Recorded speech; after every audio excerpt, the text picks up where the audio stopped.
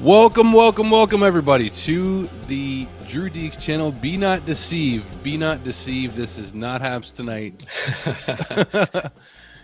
As much as, Shane even actually ended up wearing his hat today. But this is, the two guys who used to love doing that show, of course, and we're still going to keep it going in the sense of the spirit of it, at least on my channel for now.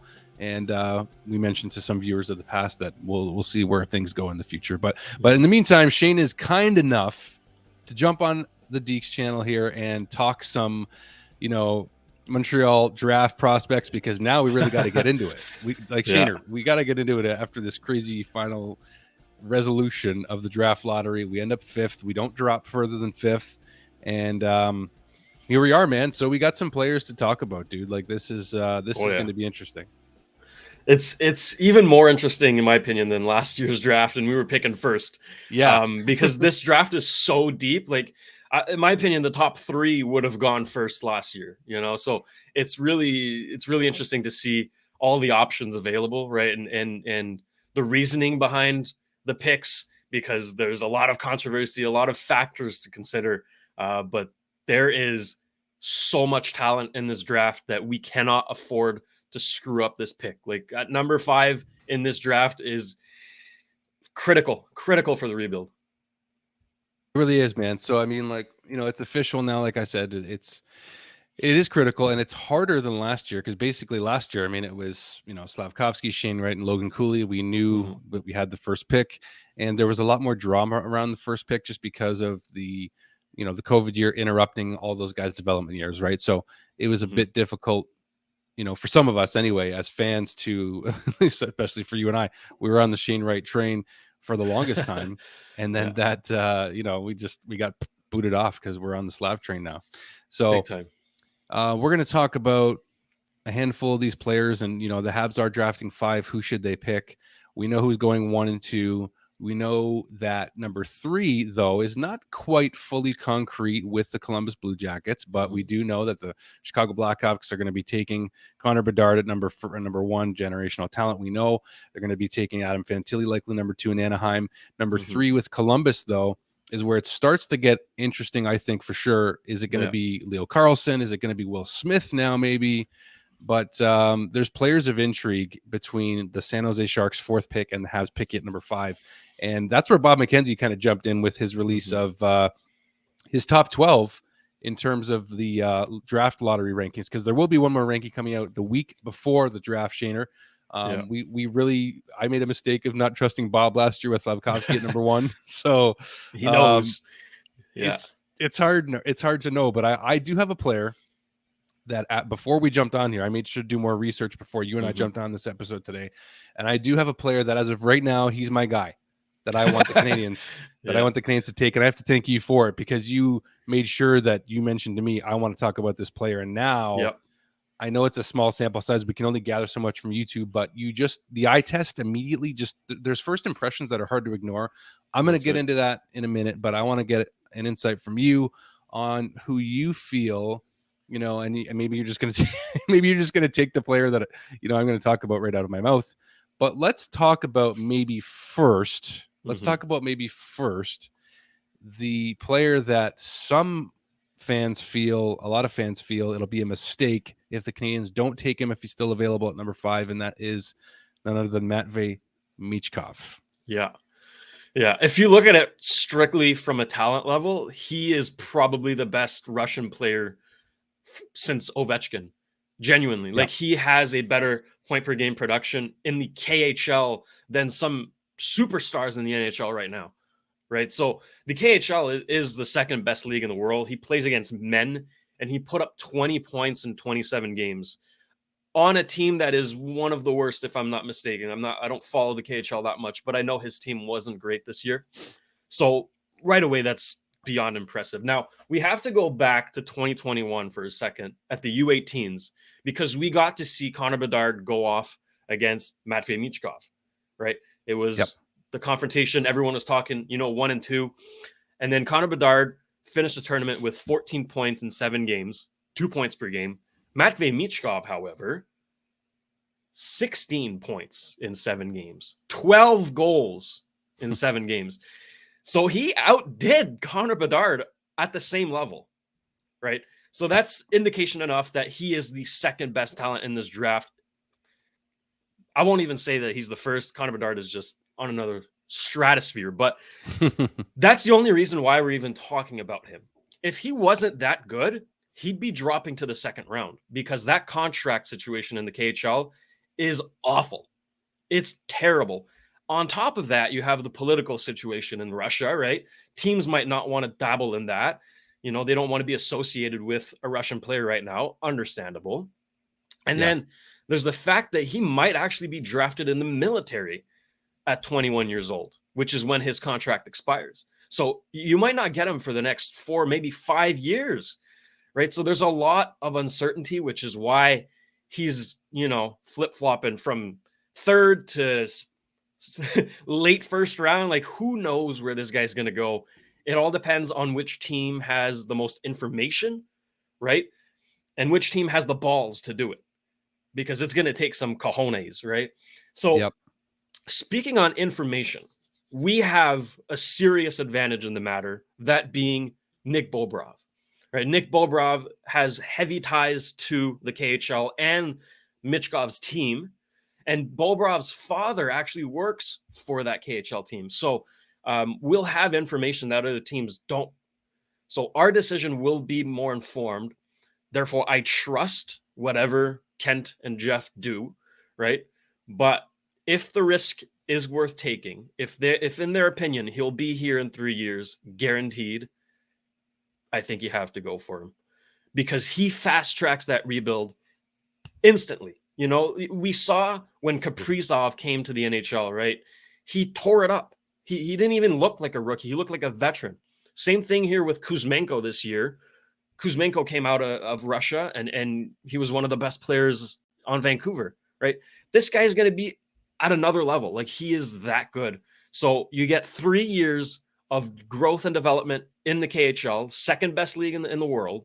And then when he gets here at 21, he'll be an NHL superstar right away, right? But again, will he be here at 21? That's the question, right? If he's not going to be here for the next 4 or 5 years, maybe more, then it's not worth taking the risk, because you might never get him. But he is that good. He really is. Now, is there any, in terms of his game, just in terms of what we've seen from his game, we know that he's the next biggest thing to come out of Russia since Alex Ovechkin, like you mentioned. But is there any flaws to his game that are of concern? Any red flags other than, because we know he's an elite talent. Yeah. However, is there any parts defensively of his game that we should know about that would be of concern that you are aware of at this point? I don't think there's any major red flag that, you know, it was like, oh, okay, that's not going to translate well to the NHL, right? But there has been complaints regarding his compete level intensity, right? Maybe he's just not as involved as the guy you're going to talk about later. But that's probably the main gripe that I've heard is really just, you know, if he doesn't have the puck, he's not doing a whole lot. But he has worked on that. Like, scouts have said that there has been a progression this year. And again, keep in mind, he has 3 more years in the KHL to grow and develop. And I don't think that he'll have many flaws when comes the time he's in the NHL, honestly. Yeah. It's interesting, man, because, like, you know, Alex Ovechkin is still on the road to becoming the greatest goal scorer of all time to pass Wayne Gretzky. Yeah. And you got to remember, like, it took Alex Ovechkin, arguably the greatest player in the game from the time he entered the league. I still think that Crosby had the edge on him for sure for a while. And then Ovi, you know, no one's going to debate about him being the greatest goal scorer, I don't think. And I still think he is the greatest goal scorer in terms of the era of hockey that he's playing in versus the one that Wayne Gretzky played in. But it took Ovechkin and the Capitals 13 years, 13 seasons to get their first and only Stanley Cup. The Capitals aren't going to win another Stanley Cup with Alex Ovechkin. I mean, we're talking about making like runs. I mean, I want to see one Stanley Cup in my lifetime. I'm 36 years old now, and like one would be, you know, talk about, you know, what the Leafs just went through again. talk about wanting to see one cup in your lifetime. We want to see maybe more than that, but also like we want to see several runs to the Stanley Cup. And Ovechkin being the greatest player of all time, maybe the greatest player of all time. Not just the greatest goal scorer. Maybe. No, I mean he's in the conversation, right? In terms of just like we could talk about him all day. But to me, that's where I'm like that compete level, the attitude, like, you know, certain Russian players have just been known to have that attitude. We had it with Alex Kovalev at one point. Elite talent, guys. Elite talents that come out of that country. It's just, again, the attitude to compete. Everybody's got an ego, but I just think there's a lot of pride. Like they have a lot of pride too.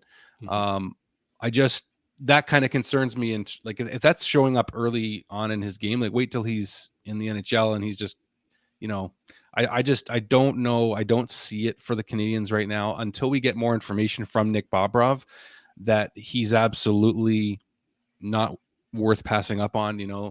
And it, like somebody's going to end up with this player, and it sounds like they're never going to be disappointed with the pick. It's just it may not come for a long time, and we just don't have enough information. So for me, I just think about that, and I'm like, it's still just one player, guys, and there's no guarantee that they're going to get to the Stanley Cup with this player. Like it took Alex Ovechkin and the Capitals 13 seasons to figure out how to play team defense and get it done.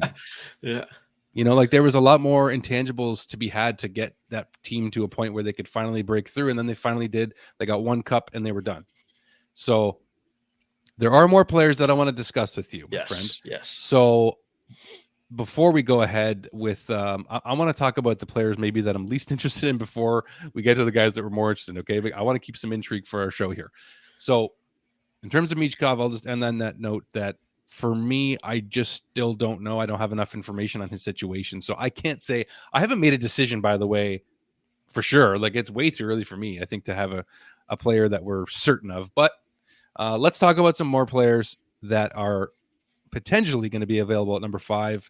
Dalibor Dvorsky, to me, the more I've dug in on him, nothing stands out. I shouldn't say nothing, but there's been more concerns from your side on Dalibor Dvorsky. So I want to hear from your side where you think the interest for you maybe is with this player.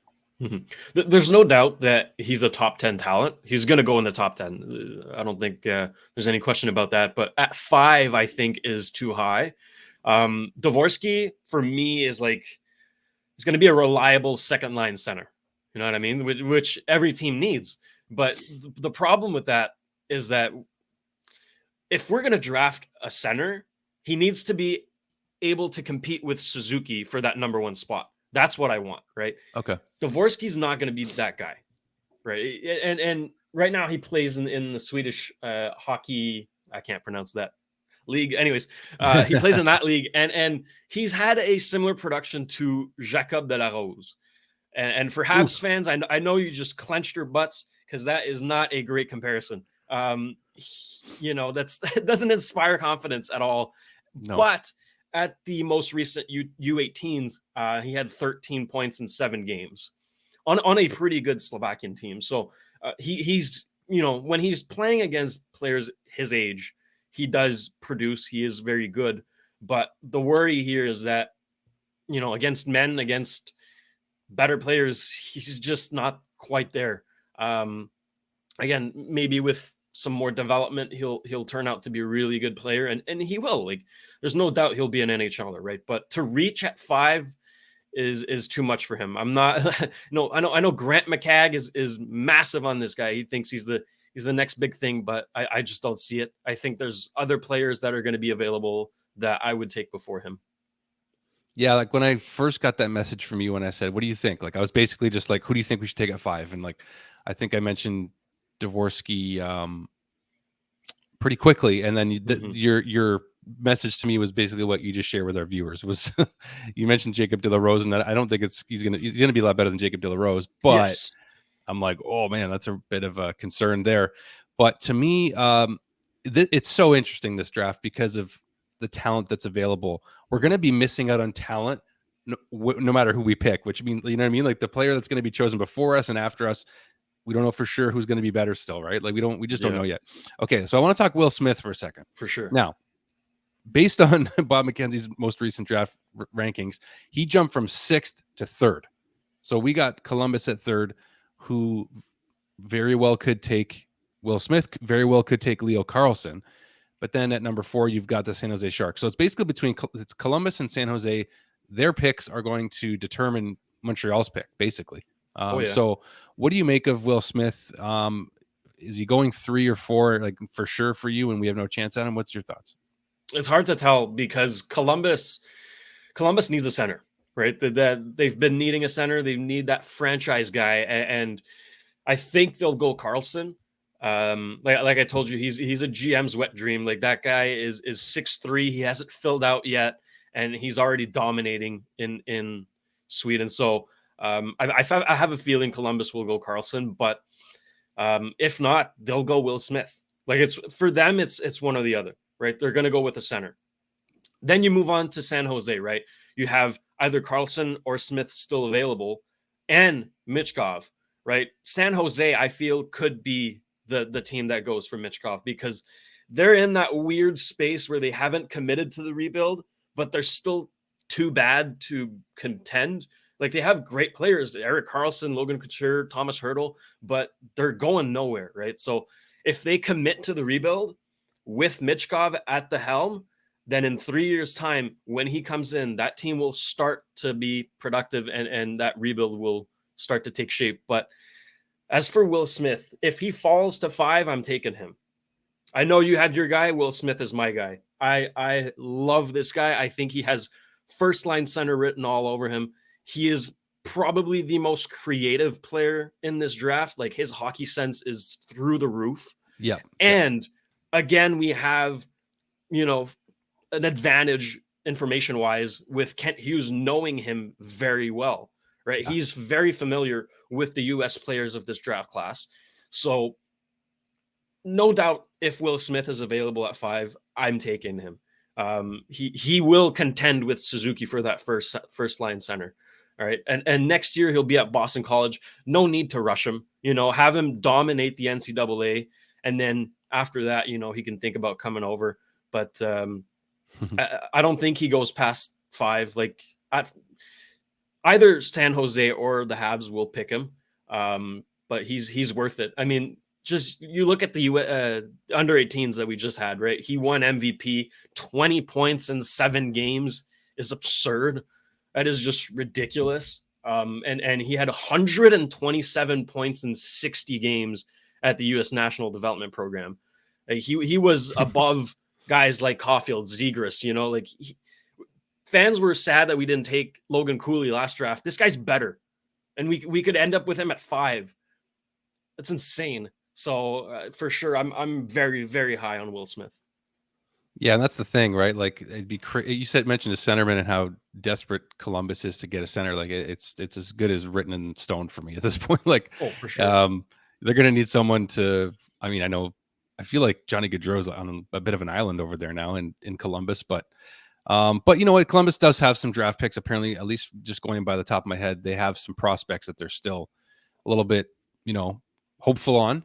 Mm-hmm. But now let's talk about the 2 players I think are of most intrigue and right now and realistic to be available at number 5, because I don't think Will Smith will be available at 5.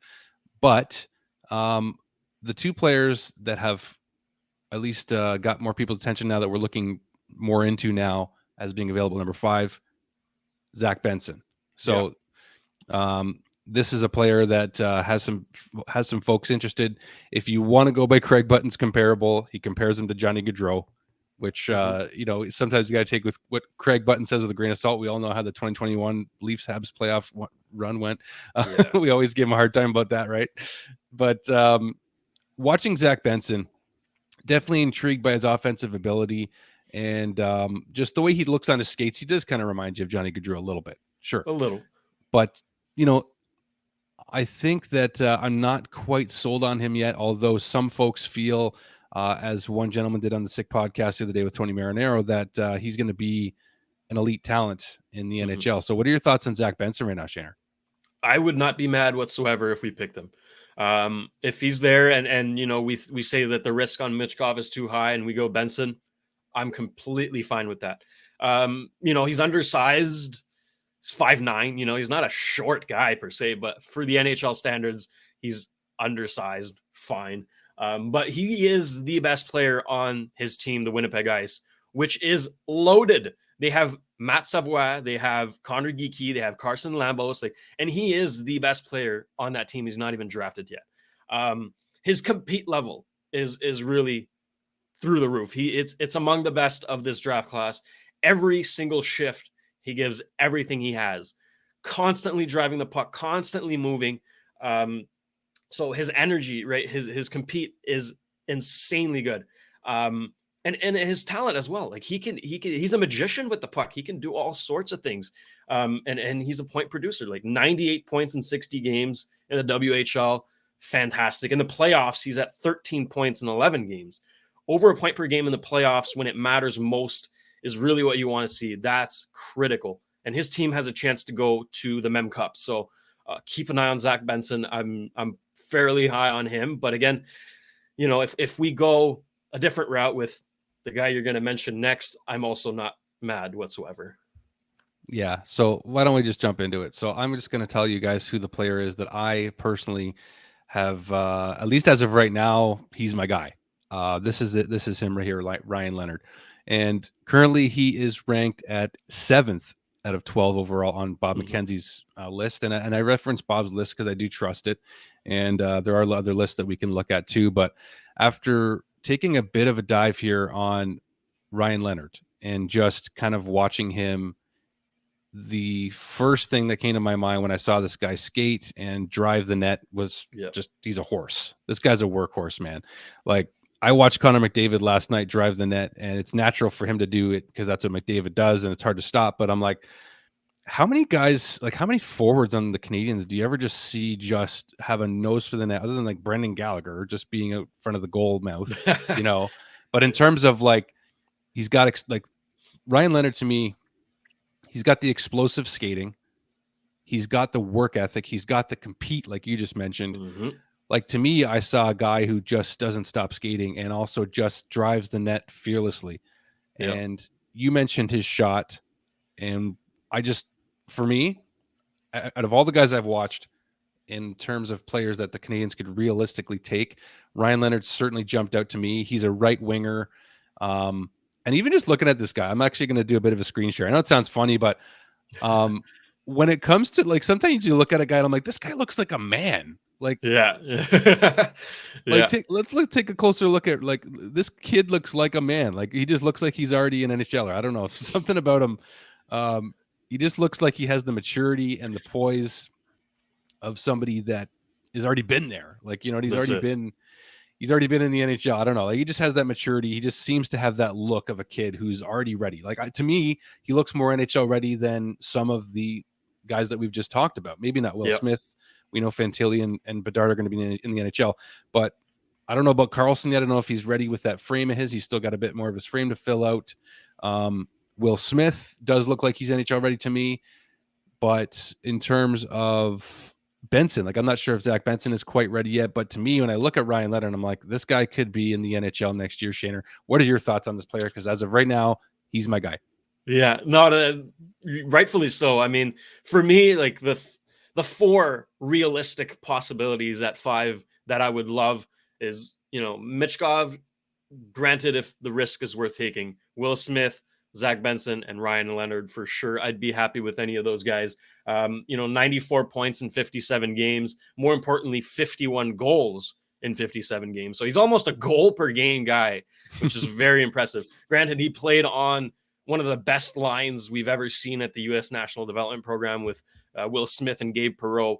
But at the U18s, he had 17 points in 7 games.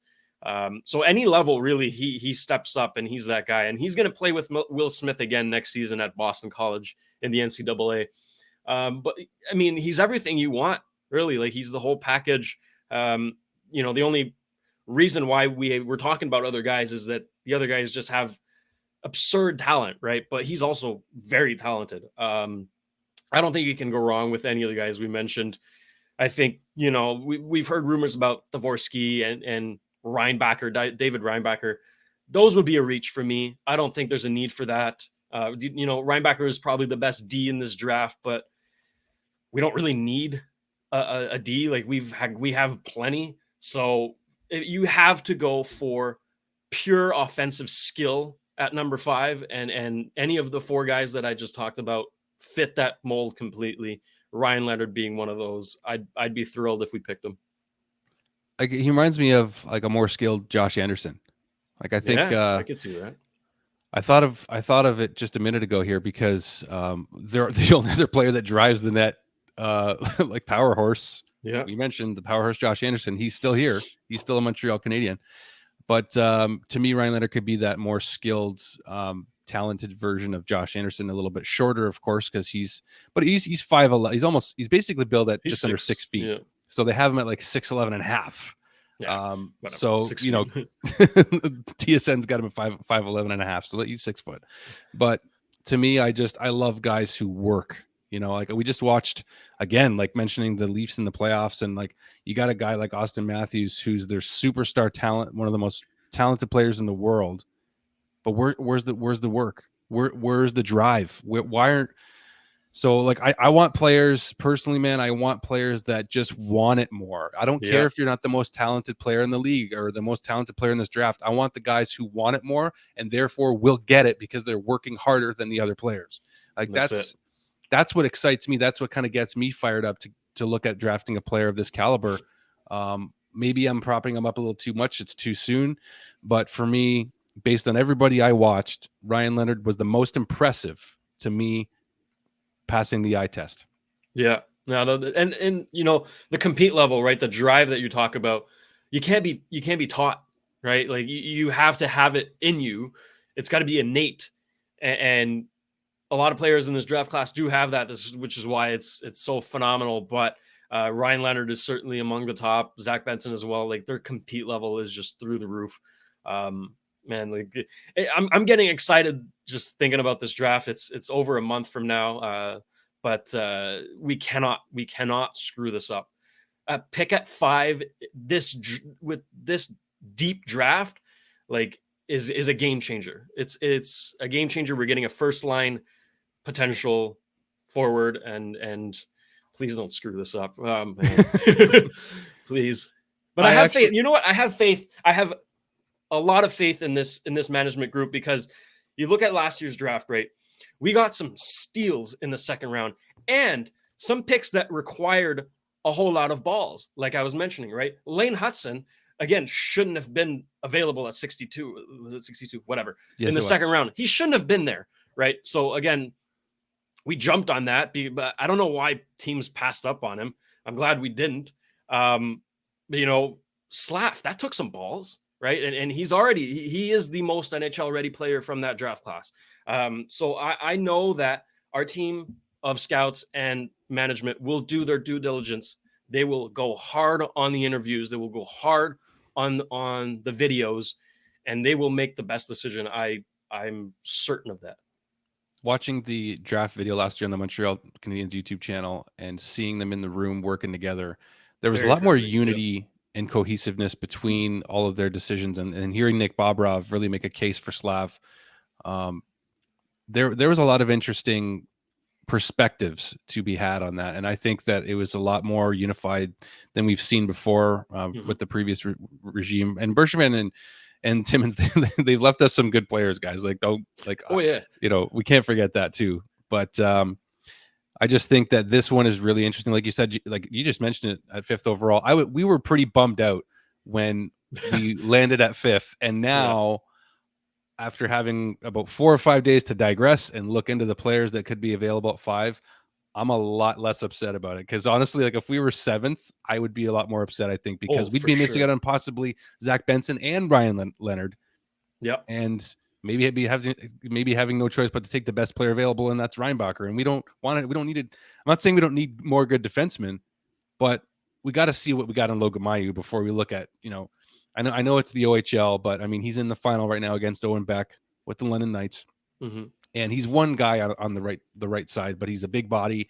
Reinbacher could be the next Derek Carlson. I don't know, but I just think that we need more skilled forwards. It's very, very clear. I want to present one more thought and idea to you because I just watched a video also before we jumped on, Shaner, and, say we don't get Will Smith. So if we do get Will Smith, huge. Like that's, but phenomenal. Because he's a centerman and it could be him and Nick Suzuki, right? So I still don't think that's going to happen. But in terms of centerman, now I'm only going to ask you about this once because I'm still kind of tired of talking about him. However, I know what I'm going to talk. Say. I know exactly what you're going to say. So if we get say we get Zach Benson or Ryan Leonard, skilled wingers, right? Mm-hmm.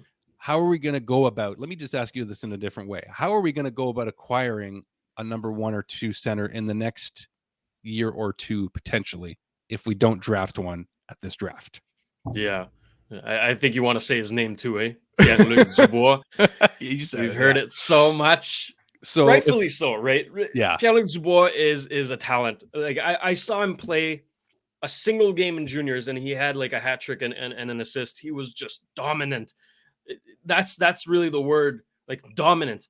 But there are so many red flags with him, right? You have to consider those. Yeah. However, he hasn't gone on record saying he wants to be here, but we all know he wants to be a Hab, right? So that's a factor that I weigh a lot on. Like that means a lot to me. The fact that this guy wants to wear that jersey, right? You look at a guy like Harvey Pinard, not the most highly skilled guy, but he wants to play for this team. He wants this team to win. And you saw what he was able to do, right? So that factors a lot into a player's performance from my perspective. Now, if we do trade for him, it'll be at the draft or after. Nothing before, I guarantee that, because we have a chance to get Will Smith, right? Who is potentially a number 1 center. So you move Nick Suzuki, a phenomenal center, to second line. You are set. And then you have guys like Owen Beck coming in, who's going to be a phenomenal third line center. We don't even need to talk about it. However, if we do select a winger, like you mentioned, whether it be Michkov, Benson, even Ryan Leonard can play center. He's thank you for reminding me of that. He can play everywhere. He's a center. He's a winger. Anyways, if we draft one of those guys, then we can think about trading for Dubois. And I would trade for him. I wouldn't wait until he's a free agent. I'd like to get him on the team as soon as possible if we do get him, because we've talked about, management and the coaching staff has talked about so much of culture, right? They want to build a culture, and that team needs to be together for a long time to build that culture, to all be a cohesive unit. So if we can get him here as soon as possible, perfect. I don't know how much I'd trade for him. That's a topic for another video. But if we do draft a winger, I'm open to the possibility of trading for him. Yes. That's the only reason I'm asking, is because if we don't draft a center, if you really want to get this rebuild going in the right direction, and certainly, if PLD did come in and say he was the top line center or something, right, and then Nick Suzuki was number 2, that's a pretty good looking top 6, right? So when then you insert, Caulfield, Slav, and Leonard, or Michkov into top 6 or something, right? So to me, that's why I asked about him, because I did mention I was kind of tired of talking about him until something actually happens with him. But when it comes to drafting one of these guys now and rounding at the top 6 in the next 2 years, basically, it could be a possibility that could happen. We should mention that with the Florida Panthers victory over the Leafs last night, that the Habs second first-round pick that we got from Florida has dropped quite a bit now to between 29th and 32nd, Shaner. So I have no idea who we're going to take with that pick, or if we're just going to look at moving it, maybe in a deal for Dubois, for example. Mm-hmm. I don't know, but I do think if we're going to deal for Dubois, we do have to do it from a position of strength. From what the writers in Winnipeg are saying for Sportsnet, they traded Laine and Jack Roslovic to get Dubois, so they're going to want something back that's notable. So I think it's maybe a little bit tougher, but when you get to the draft, that's when Kent Hughes gets a little more creative. We saw what he did to bring in Kirby Dach, so can't forget about Kirby. Kirby, they still see him as a center, so if that's the case, like, what do you do? And that's why the Dubois thing gets even more complicated, because where would you put him? So anyway, but that's my thoughts on the last on that last little bit there. Yeah, I think Kirby with him is that he's played so well at wing that it gives us options, right? Sure, if we want to put him at center, he's going to do great. If we want to put him at wing, we know he has chemistry with Suzuki and Caulfield, so we can roll with that. Like, we have options with Kirby, which is nice. But I do think that, you know, Will Smith, he's still my guy, man. If we can get Will Smith as a first line center, Suzuki as a second, and I mean, you just build around those guys.